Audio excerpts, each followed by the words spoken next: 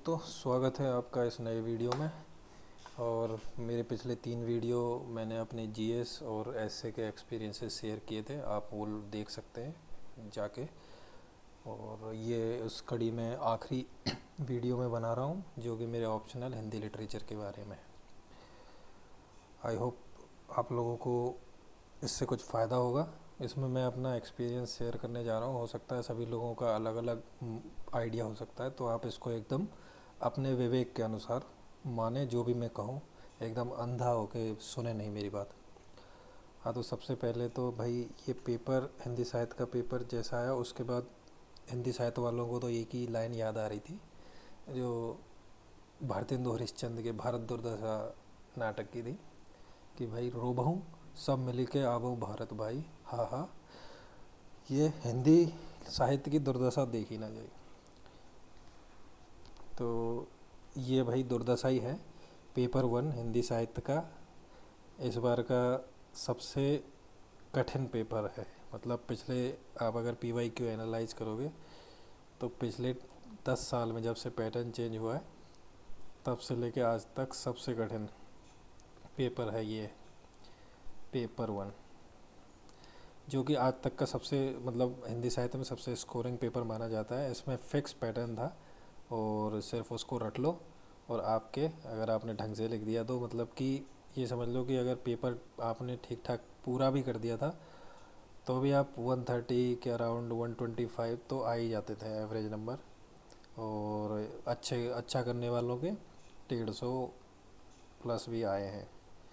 पर हुआ क्या है कि 2018 के बाद से मैं आपको बता दूं कि पहले तो हिंदी साहित्य में कोई किसी के भी 300 मार्क्स नहीं आए। उससे पहले इसमें 2018 में ही लास्ट टाइम 344 नंबर आए थे प्रदीप द्विवेदी सर के।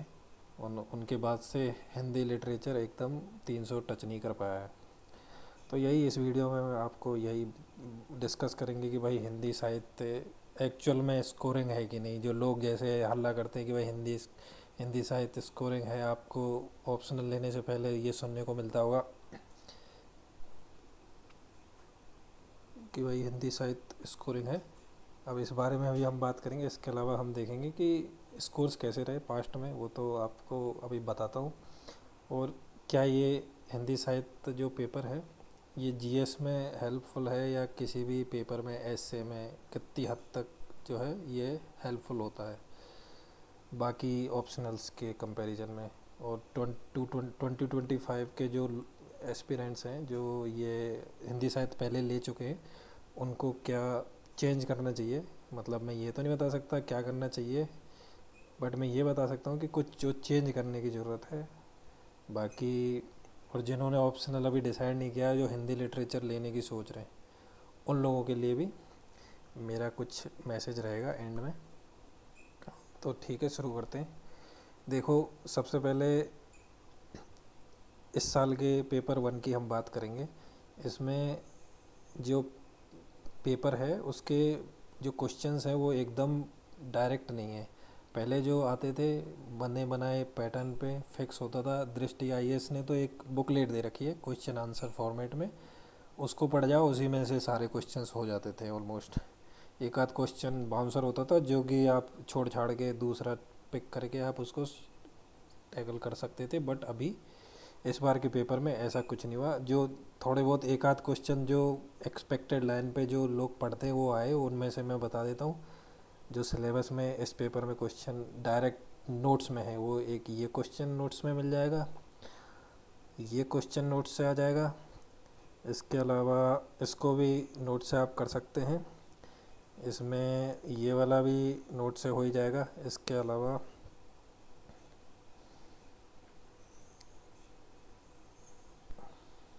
देखो, इसके अलावा कोई भी ऐसा क्वेश्चन नहीं है जो आप डायरेक्ट नोट्स की मदद से कर पाओ। तो ये देख लीजिए, पहले सेक्शन ए में डायरेक्ट जो नोट से होने वाले क्वेश्चन हैं वो 10, 30 और 20, 50 मार्क्स इधर से।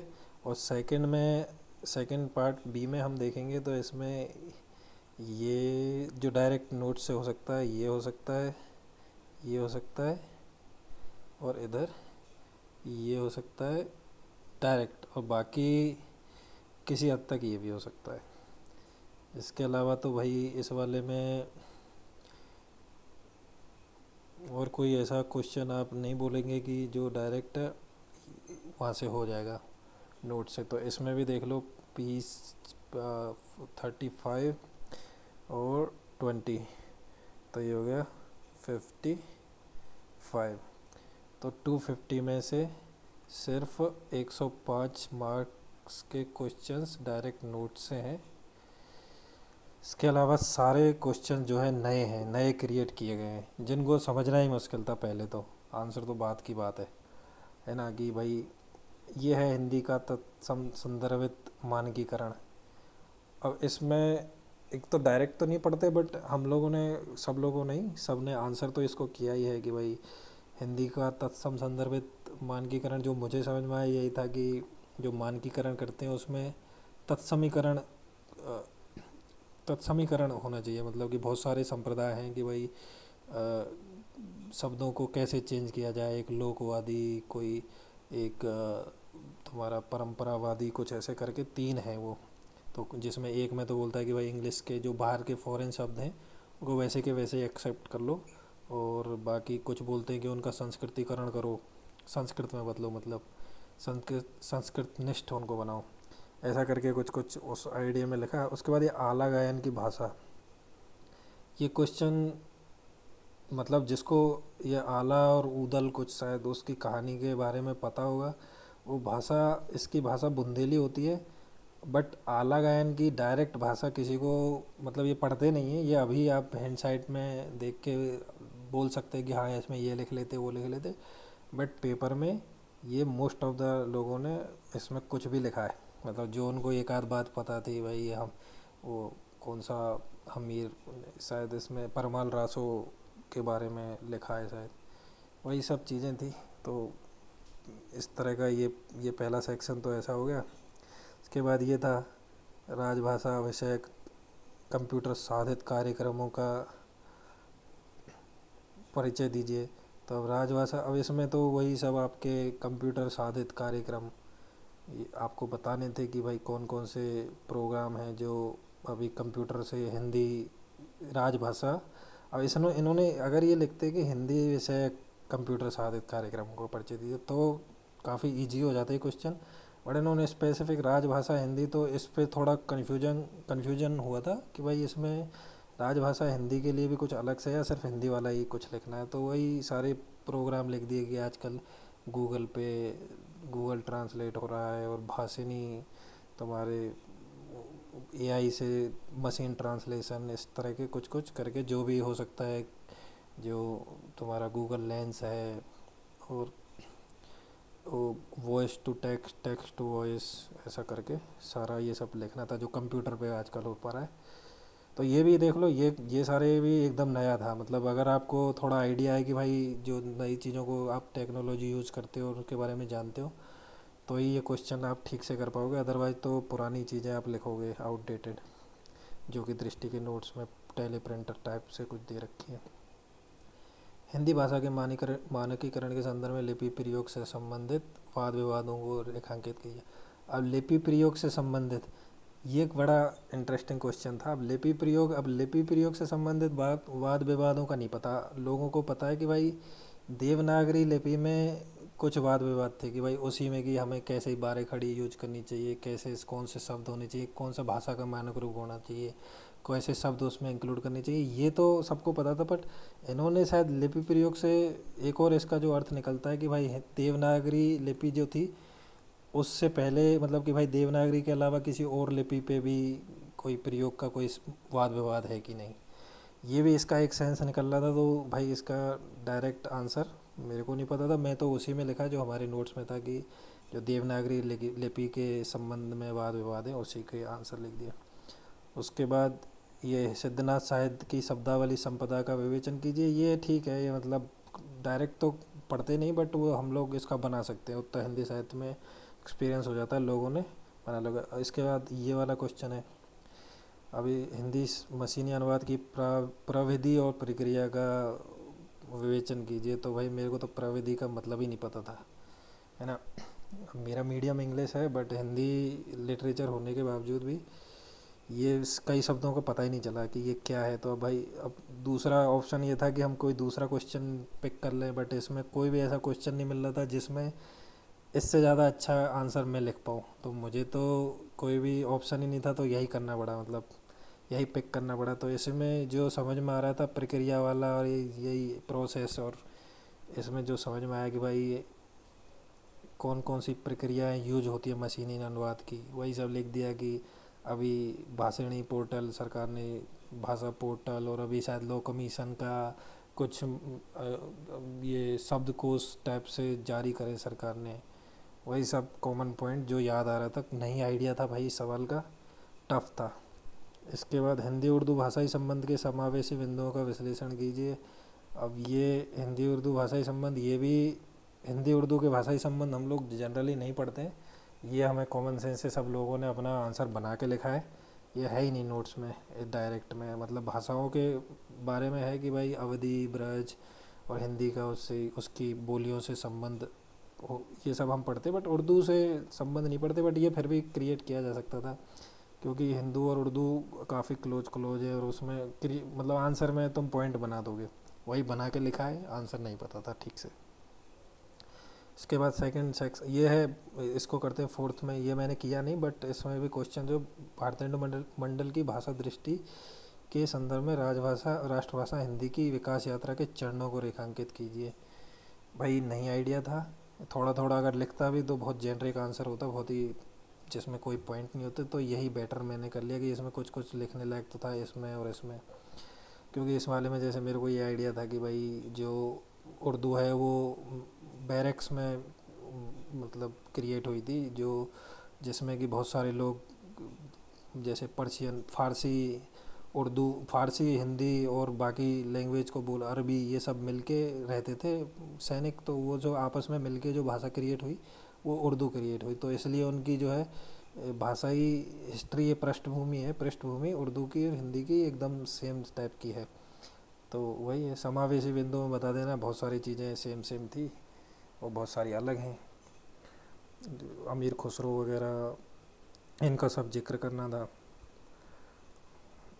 उसके बाद इसमें हाँ ये बता रहा था, ये इसका कोई कंटेंट नहीं था। भाषा और बोली के कृत्रिम विभाजन के संदर्भ में हिंदी भाषा के भाषाई संतित सातत्य के चिन्हों का निरूपण कीजिए। भाई नहीं पता क्या ही मतलब है इसका। 18वीं 19वीं शताब्दी में ईसाई मिशनरियों की भाषा नीति का मूल्यांकन कीजिए। भाई भाषा नीति तो हमें नहीं पता उनकी भाषा नीति क्या थी, बट उनका पर्पज़ पता था कि वो भाषा, ऐसी भाषा यूज करना चाहते थे जिससे उनके धर्म का प्रचार अच्छे से हो सके, इसीलिए वो लोग खड़ी बोली और इस सब का इस्तेमाल करने लगे। तो इसमें अगर यही लिखना ही पड़ जाता तो भाई लिख देते, दो पर लिखने में तो फेंकने में क्या जा रहा है, फेंकना बहुत आसान है। इसके बाद अगला क्वेश्चन है विद्यापति की गंगा भक्ति। भाई किसी ने पहली बार ही सुना होगा कि विद्यापति ने गंगा भक्ति भी करी थी।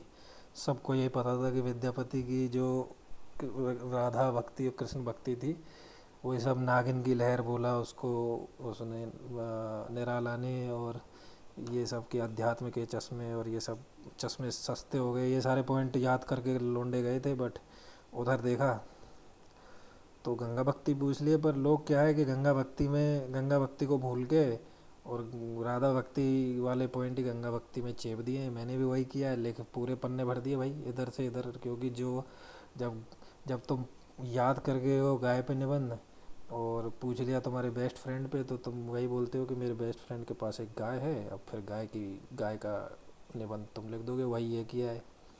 भक्ति रंगमंच का स्वरूप, ठीक है भाई, रासलीला, रामलीला, संस्कृत परंपरा का प्रभाव, ये सारे लगा दिए।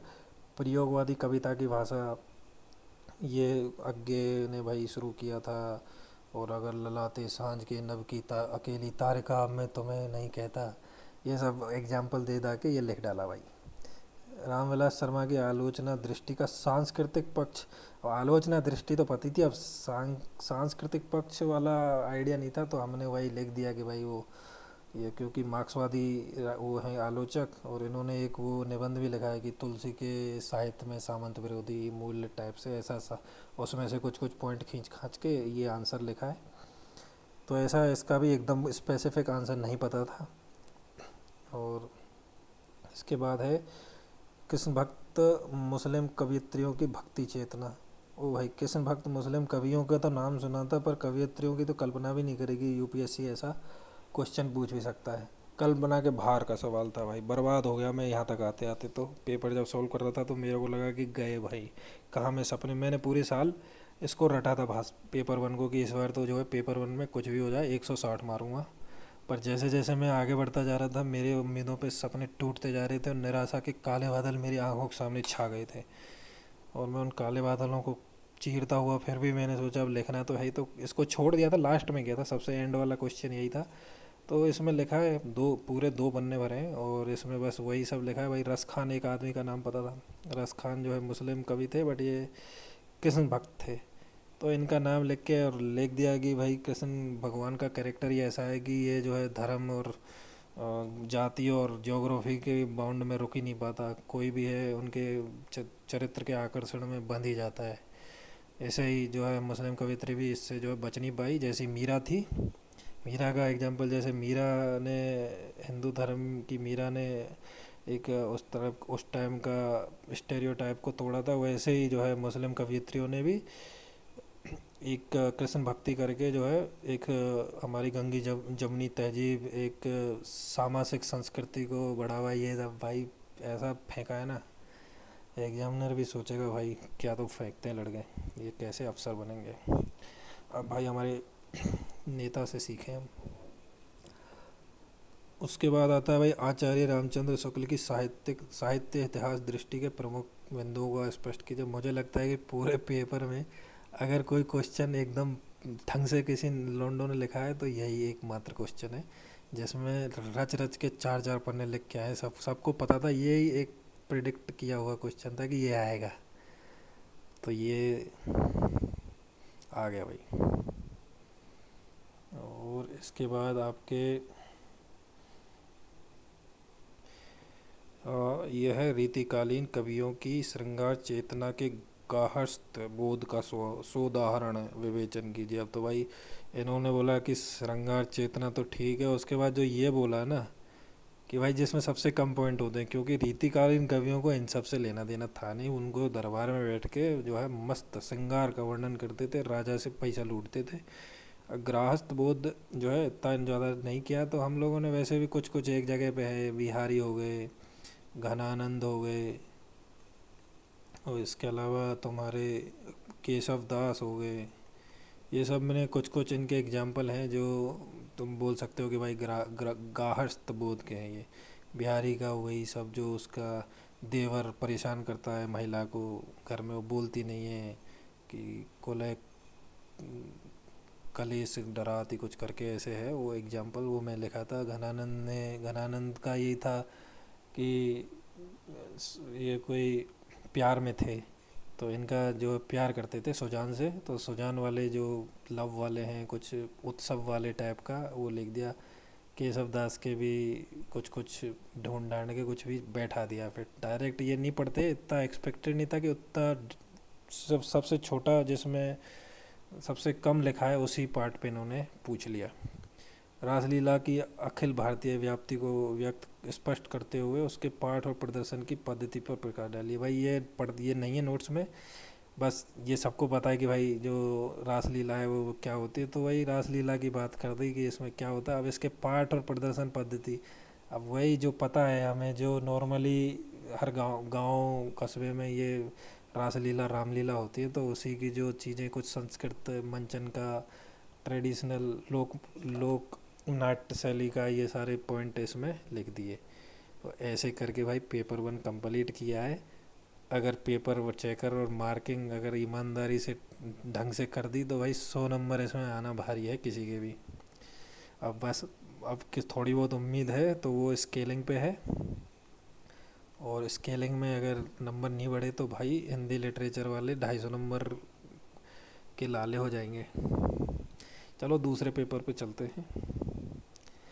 हाँ, दूसरे पहला पेपर जितना कठिन था, सेकंड पेपर उतना ही आसान था, है ना। मतलब तो कहीं ना कहीं, बट अब कितना ही आसान हो जाए ये तो है नहीं कि तुमको भाई उसमें सबके 150 नंबर आ जाएंगे। अब अगर ज़्यादा आसान था तो मार्किंग वैसे ही होगी उसी हिसाब से कि भाई एवरेज मार्किंग होगी, फिर जनरल आंसर में कम नंबर मिलेंगे, बहुत स्पेसिफिक आंसर लिखना पड़ेगा ऐसे क्वेश्चंस में, क्योंकि सबको आता है ये। हालांकि व्याख्याएं कुछ कठिन थी, जैसे ये मेरी व्याख्या गलत हो गई। पहले मैं कंफ्यूज था कि सुंदरकांड की है कि ये पद्मावत की है, तो लास्ट में जब सेटल हुआ मैं पद्मावत पे हुआ, बट ये थी सुंदरकांड की, तो ये गलत हो गई, क्योंकि इसमें है ही ऐसा कि जरे न पाँव दे बिरहागी, ऐसी बातें। वही पद्मावती जब परेशान होती है तो वो कौओं से बात करती है ऐसे। अब ये सब है, ये भारत भारती का ये इजी था, ये तुम्हारे कामायनी का, ये कुकुर, ये ब्रह्म राक्षस का है। हाँ, ये मैं थोड़ा कंफ्यूज हो गया था इसमें ऊपर नीचे। अब मेरे को ये भी याद नहीं है कि मैं इसको, मुझे लगता है कि मैं ये इंटरचेंज करके लिख दिया हूँ, पर पता नहीं भाई, एग्जामिनर अगर देखेगा और उसको लगेगा कि यार लिखा तो सही है बट इसकी उसमें लिख दिया, इसकी उसमें लिख दिया, ये उसके डिपेंड करता है, वो काट भी सकता है। और अगर दयालु आदमी हुआ कि पहला भी इन लोगों को ख़राब हो गया, यहाँ भी ये लुट गया बेचारा इसका, बट इसने लिखा सही है, चलो 2 नंबर ही का। अब ये तो मजाक की बात है, अगर वो काटने, अब मुझे याद नहीं है मैंने कैसे किया है, तो देखा जाएगा। ये बादल को घिरते देखा, ये आसान थी व्याख्याएं। और उसके बाद जो मैंने, ये देखो सारे क्वेश्चन, कोई भी ऐसा क्वेश्चन नहीं है जो भाई इसमें ना हो, बट मैंने जो क्वेश्चन किया था, एक्चुअल मैं जो प्रिपेयर करके गया था, मैं सेकंड पार्ट ज़्यादा अच्छे से प्रिपेयर करके गया था, जो बी सेक्शन बी है। और सेक्शन बी, तो फिर मुझे सेक्शन 1 से एक ही क्वेश्चन पिक करना था, तो मैंने ये सेक्शन ए से ये वाला कर लिया कि सूरदास के बाग बेदग्ध की ब्रह्मगीत सार के आधार पर समीक्षा कीजिए, कुरुक्षेत्र के आधार पर दिनकर की युग चेतना पर प्रकाश डाले, नागार्जुन रचित अकाल और उसके बाद की प्रासंगिकता पर। तो ये तीनों क्वेश्चन आसान है भाई, प्रासंगिकता ये सब एकदम ये इजी क्वेश्चन था, सबको मुझे लगा कि एक बार भी जिन्होंने नोट्स पढ़ लिए हैं ठीक से वो कर सकता है। इसकी व्याख्या भी एकदम आसान थी। ये विपन्नता के इस अथाह सागर में गोदान का है, गोदान से हर साल आती है व्याख्या, ऑलमोस्ट हर, मतलब 5 साल में से 3 साल या 4 साल तो आएगी, एक आध साल नहीं आती। ये दिव्या है, और यहीं से पता चला अपना पुरुषत्व अर्पण करता हूँ, आश्रय का आदान प्रदान देख लिया, बस हो गया दिव्या। तो नीलोत्पल नहीं, नहीं ये अंधेरा नहीं, ये महिला आंचल का है। ये हो सकता है कि कुछ लोगों को कंफ्यूज किया हो, ये मेरे को कंफ्यूजिंग लगी थी, मेरे आसपास के बच्चों को उन्होंने शायद इसको दूसरा लिख दिया, बट मेरे को पता था महिला आंचल है, तो मैं महिला आंचल लिखे। महाबोझ, ये तो एकदम इजी था। और ये भी थोड़ा हो सकता है कि इसमें चैलेंजिंग लगा, बट इसमें परिंदे यहाँ लिखा था तो इससे हिंट लग गया कि निर्मल वर्मा की परिंदे कहानी से, तो ये मैं लिख दिया हूँ। इसके बाद आषाढ़ का एक दिन आधार पर नाट्यकला की समीक्षा, नाट्यकला की समीक्षा ये नोट्स से डायरेक्ट है। मेला आंचल के आधार पर रेणु की कथा भाषा, ये तो 2021 का क्वेश्चन है, पेपर 1 में ये पूछा था सेक्शन बी में, तो ये सेम टू सेम रिपीट हो गया। दिव्या के आधार पर यशपाल की विचारधारा, ये भी एकदम नोट्स में से पूछा है, डायरेक्ट नोट्स से। कथा विधान की समीक्षा, ये भी नोट्स से। भारत दुर्दशा की प्रासंगिकता पर प्रकाश डालिए, नोट्स से। स्कंदगुप्त के आधार पर जयशंकर प्रसाद की राष्ट्रीय चेतना, नोट से भी एक्सपेक्टेड है। ये सारे क्वेश्चन एकदम इजी। एक क्वेश्चन था जो थोड़ा सा चैलेंजिंग था, वो ये था, तो इसको करने की किसी ने ज़रूरत पड़ी भी नहीं होगी, क्योंकि सारे ये वाले क्वेश्चन सबको आते होंगे। तो अब सबको आते थे इसलिए भाई स्कोरिंग होगी जिसने अच्छा किया होगा, अदरवाइज तो अगर टफ क्वेश्चन पेपर आता तो स्कोरिंग अच्छी आती, बट अभी स्कोरिंग क्योंकि रिलेटिव हो गई, तो सबने अच्छा लिखा, तो ज़्यादा अच्छा लिखने वाले को ज़्यादा नंबर मिलेंगे इस पेपर में। हिंदी में स्कोरिंग अच्छी होनी चाहिए, मुझे ऐसा लग रहा है। तो इस वाले में इस बार आराम से कोई ना कोई महारथी 150 टच करेगा या क्रॉस भी कर सकता है। बाकी अब देख लो भाई, एक बात तो तय है भाई कि इस बार, अब अगले हम पार्ट में डिस्कस करें कि हिंदी साहित्य स्कोरिंग है कि नहीं, ये स्कोरिंग है कि नहीं। भाई सब जगह आप किसी भी कोचिंग में जाओगे, दृष्टि में भी जाओगे या कहीं और भी जाओगे, तो सब बोलेंगे कि हिंदी साहित्य बहुत स्कोरिंग है, और इसका स्टैटिक है सिलेबस, पढ़ना नहीं पड़ता बार बार। ठीक बात थी, बट ये चीज़ पेपर के लेवल पे तो इस बार मतलब उन्होंने दिखा दी कि भाई इस कोई स्कोरिंग स्कोरिंग का तुक्का लगाने की कोई मतलब नहीं है। और ऊपर से ये बहुत दिनों से दिखा भी रहे हैं आपको, 2018 के बाद से मैंने जैसे आपको बताया था कि किसी के 300 नंबर नहीं आए, है ना। मतलब रवि कुमार सिहाग जो सर हैं उनके नंबर भी शायद जो जिसमें उन्होंने 18th रैंक आई थी उसमें उस साल भी उनके शायद 284 कुछ ऐसे नंबर थे या 294, 300 नहीं हुए। और जो पिछले साल 2013 के जो 23 के जो टॉपर हैं अर्पित कुमार सर, उनके नंबर हैं 289। और जो ये 136 इनकी रैंक थी, 135 विनोद कुमार मीना हैं, उनके मार्क्स 284 हैं। इसके अलावा ये दो टॉपर हैं, इनके अलावा सबके मार्क्स 250 के करीब हैं, अच्छे मार्क्स जो अच्छे स्टूडेंट हैं। अदरवाइज तो भाई जो नीचे वाले मार्क्स हैं वो तो 220 200 ऐसे यहाँ पे आके जो है मेजोरिटी इधर रुकी हुई है। इधर कुछ लोग हैं और ये तो एक दो लोग यहाँ तक पहुँच पाते हैं हर साल। तो भाई सबसे बड़ी बात है तो आप देख लो कि 19 20 21 22 23 5 साल से तो किसी के 300 नंबर ही नहीं आए।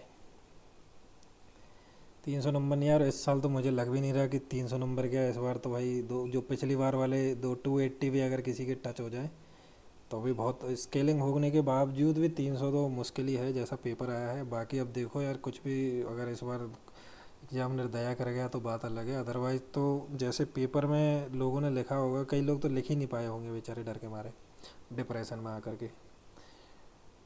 तो ये है स्कोरिंग का कि हिंदी साहित्य स्कोरिंग है, क्योंकि बाकी ऑप्शनल में 300 प्लस कंटिन्यूसली आ रहे हैं, जो मतलब हिस्ट्री में भी और हिंदी मीडियम में भी हिस्ट्री में अच्छे नंबर आ रहे हैं।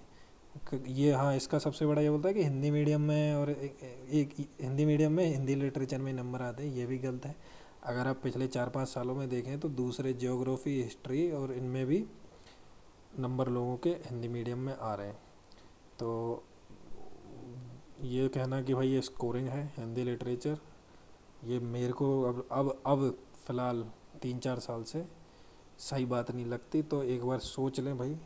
और उसके बाद है कि ये जीएस में हेल्पफुल है कि नहीं, अगला पॉइंट।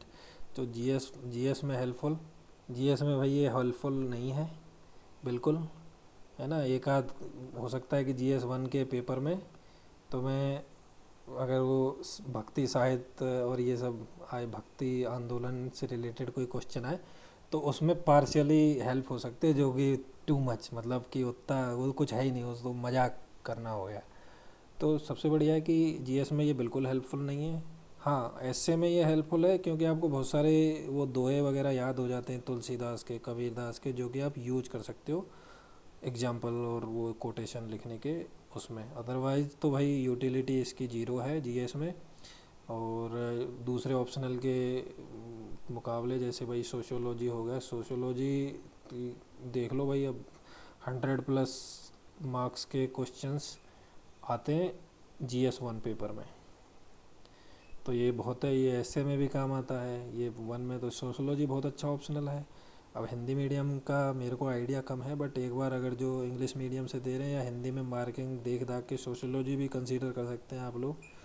इसके अलावा ज्योग्राफी बहुत हेल्पफुल है, ज्योग्राफी जो है आपके पेपर 1 में भी हेल्पफुल है। 100 के अराउंड हर साल क्वेश्चंस आते हैं। इसके अलावा पेपर 3 में भी कहीं ना कहीं से वो यूज हो ही जाता है, थोड़ा थोड़ा कुछ ना कुछ, क्योंकि एग्रीकल्चर वाला पार्ट उसमें है और ह्यूमन ज्योग्राफी वाला पार्ट।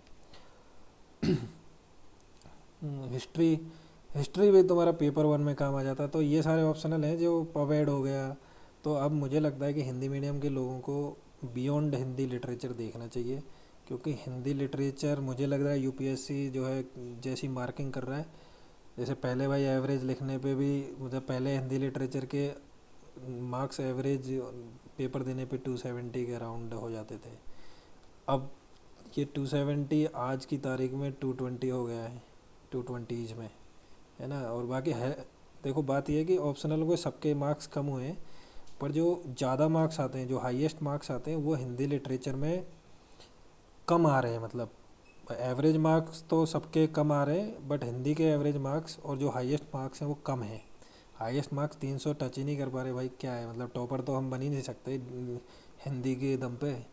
अगर 300+ नहीं आएंगे तो भाई रैंक 1 और रैंक टॉप 20 में आना तो बहुत मुश्किल है। मतलब ठीक है, कुछ लोग रवि सियाग सर और वो सब एक बार बन गए, बट रैंक 1 और उनका सबका मतलब तुम एक आध तो कोई ऐसा होना चाहिए जिसके 300 प्लस मार्क्स आए। और हाँ, फिर मैं अब आ गई बात कि भाई 2025 में जो लोग लिखने वाले हैं मेंस, वो हिंदी लिटरेचर के लिए और एक्स्ट्रा क्या कर सकते हैं। तो उनसे यही कहूँगा कि भाई पेपर 2 तो ठीक है, सर के नोट से ही आएगा, वो दृष्टि के ही नोट से आएगा, उससे बाहर उसमें से बनेगा नहीं। तो उनको ठीक से पढ़ लें, रट डालें उनको। शॉर्ट नोट्स बनाने शॉर्ट नोट्स बनाएं, बट वो काफ़ी शॉर्ट में है नोट्स ही, उन्हीं को पढ़ें बार बार, वो याद हो जाएंगे। उनके कोटेशंस को लिखें और अच्छा अच्छा मतलब थोड़ा स्पेसिफिक आंसर लिखें, जेनरिक आंसर में नंबर नहीं मिलता है। और पेपर 1 के लिए भाई, पेपर 1 भगवान जाने, तुम तो अभी वही पढ़ोगे। हो सकता है कि अगर यूपीएससी, ऐसा भी हो सकता है कि इसी साल ऐसा पूछा हो, अगले साल से नॉर्मल हो जाए, बट ये रिस्क कौन ले। अगर नहीं हुआ तो क्या कर लोगे। तो भाई सोच समझ के कहीं सर्वर से किसी से बात कर लो। और जो ये इस टाइप के टॉपिक हैं, ये अन्य विधाएं वाले, ये अच्छे से पढ़ लो कि क्या पता कल को तुम्हें यही बचा जाए, है ना। और भाषा भाषा वाला खंड है, भाषा खंड में भाई कई बार तुम्हें समझ ही में नहीं आएगा क्वेश्चन, सबसे बड़ा संकट ये है। तो उसमें सिर्फ ये अवहट अपभ्रंश और व्याकरण के अलावा भी चीज़ों को ज़्यादा पढ़ो, है ना। क्योंकि अब जो सर के जो नोट्स हैं, जो दृष्टि की बुकलेट है, क्वेश्चन बुकलेट, उससे बियॉन्ड जाओ भाई। हैं, उनको पता है सारा, सब लोग एक ही चीज़ पढ़ रहे हैं, सर सबके एग्जाम्पल भी एक जैसे हैं, है ना। क्योंकि कोचिंग एक ही कोचिंग है, उसी में सब लोग पढ़ते हैं, उसी के नोट्स पढ़ते हैं, उसी में आंसर लिखते हैं। तो सब में, और उनके एवेल्यूएटर भी एक ही जैसी फीडबैक देते हैं। तो जो कुछ ओरिजिनलिटी रहती है उसको ख़त्म करके यूनिफॉर्मिटी आ जाएगी, तो भाई एग्जामिनर को परेशान हो जाएगा कि सब ने एक ही आंसर, सब एक ही जगह से आए हैं, साला कोई ओरिजिनलिटी नहीं, कोई नयापन नहीं, एग्जाम्पल भी सेम, भाषा भी सेम, तरीका भी सेम है। क्योंकि सब वही एक ही जगह पढ़ते हैं, कोई दूसरी जगह पढ़ता भी नहीं। तो भाई कोशिश करें कि कुछ नए एग्जाम्पल्स, कुछ यूनिक एग्जाम्पल्स, कुछ अपना तरीका डेवलप करें। कोचिंग में जो मेंटर आंसर तुमको बताते हैं, उनको उनको सोचें ज़रूर उनको, बट उनको अपने अनुसार भी अलग लिखें। मतलब ऐसा नहीं कि बोल दिया वही करना है, कि अगर ऐसा करोगे तो आपका आंसर भी 99% लोगों जैसा हो जाएगा। थोड़ी ओरिजिनलिटी, क्रिएटिविटी कुछ अलग करने की कोशिश करें। भाई जो टॉपर ने कर दिया वो कर दिया, बट अपना खुद का कुछ ईजाद करें कि ये मैं करूँगा, इससे अच्छे मार्क्स मेरे आएंगे। तो यही कहूँगा। बाकी लास्ट जो मेरा जो बात है वो मैं ये कहूँगा कि जो आगे, जो जिन्होंने ऑप्शनल अभी डिसाइड नहीं किया और जो लेना चाहते हैं, जो डिसाइड करने के प्रोसेस में, भाइयों हिंदी लिटरेचर बड़ी सोच समझ के लेना। यूपीएससी इसके पीछे सा पड़ गया है, और ये जीएस में भी हेल्पफुल नहीं है, और दूसरे ऑप्शनल्स में भी मार्क्स आ रहे हैं। तो आप जीएस में हेल्पफुल हैं, और हिंदी में अच्छे मटेरियल जिनका उपलब्ध है, जैसे हिस्ट्री, ज्योग्राफी, या कोई भी सोशलॉजी टाइप के जो नॉर्मल है, वो आप कंसीडर कर सकते हैं। मैं ये नहीं कहता आपको लेना ही लेना है, क्योंकि भाई मेरे को कोई पैसा नहीं मिल रहा, मेरे को कोई फ़ायदा नहीं हो रहा ये सब बताने से। बस मैं ये कह रहा हूँ कि सोच समझ ले, खुद देख ले, खुद पूछ ले, और अपना निर्णय खुद ले। अंधभक्ति नहीं करें किसी की भी, नहीं तो मारे जाओगे। Thank you very much. I hope आपको अच्छा लगा। अगर आप कोई भी डाउट है, कोई भी प्रॉब्लम है, आप कमेंट में लिख दें, मैं अपने नोट्स भी शेयर कर सकता हूँ। मैं और जो मेरा और कोई सजेशन है वो मैं आपको दे सकता हूँ। स्टडी मटेरियल जो भी आपको जिस प्रकार की कोई हेल्प हो पाएगी मैं कर दूँगा। बाकी all the best. I hope आपको ये वीडियो अच्छा लगेगा। अगर किसी के इमोशन हर्ट हो गए हों कि मैंने ऐसा कैसे बोल दिया, क्यों बोल दिया, भाई ये भक्ति बंद कर दो। I am sorry. अगर अगर तुम्हारा इमोशन हर्ट हुआ है तो तुम्हारे को कुछ और करने की ज़रूरत है, पहले अपने दिमाग पे काबू करने की और रैशनली सोचने की, है ना। तो ठीक है, thank you very much. I hope you have a good day, night, or whenever you are watching it. Thank you.